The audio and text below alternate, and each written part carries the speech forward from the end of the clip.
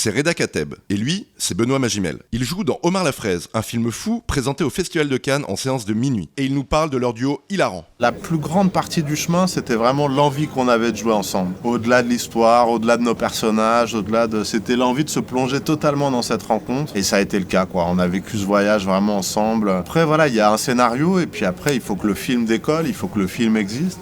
Et on s'y est attelé du mieux qu'on a pu.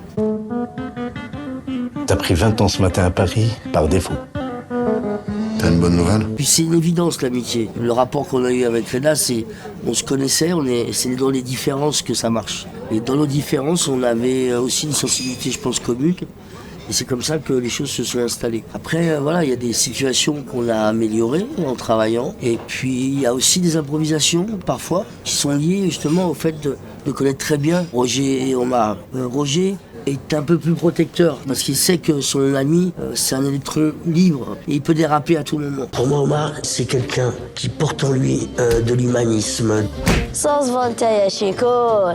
De la joie de vivre. Je qui je t'appelle, moi. Mais il tombe sur quelqu'un avec ce personnage de Myriam qui est plus solide, qui est plus forte et qui a tout compris, malgré tout. Roger, il a compris cette femme, c'était quelque chose de... Pour lui, c'était une bouée de sauvetage.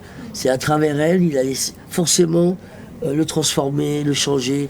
Et donc, il essaye déjà de tout faire pour les rapprocher. Roger veille toujours sur lui à tout moment, et bien ça les empêche pas de se marier. Ils se connaissent tellement bien. Omar, Roger, Wallah, vous êtes deux légendes. Pourquoi tu me fais des clins d'œil quand tu me parles? Tu veux me baiser? Tu veux le baiser?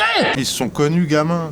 Donc finalement, même s'il y a peu d'années d'écart entre eux, depuis leurs 12 ans et 16 ans, il y a quelque chose de grand frère, parce que petit c'est frère. reçu du... Ouais, c'est l'ancien, quoi. 49 Mais, ou 46. alors que ça se voit pas. S'il peut le voir, Dire, voilà. Non mais c'est abusé de faire ça.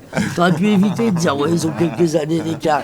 Tellement peu. Non mais voilà. Mais en tout cas, ouais, non, ça fait, en tout cas, quand on les retrouve dans le film, dans leur trentaine bien passée, on va dire, ça fait longtemps qu'ils sont dans ce rapport-là. C'est aussi sécurisant d'avoir un grand frère. Moi, j'ai jamais eu de grand frère, mais d'avoir un ami qui a cette posture-là de grand frère, il y a quelque chose d'extrêmement sécurisant pour Omar, qui est plongé dans un pays où rien n'est sécurisant pour lui.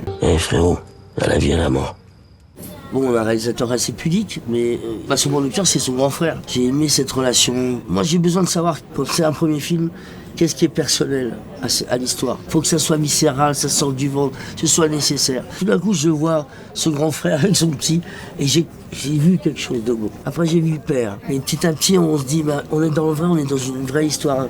Voilà, il y a quelque chose qui les relie. C'est vrai qu'on avait deux frères en face à face avec les deux frères qu'on joue, quoi.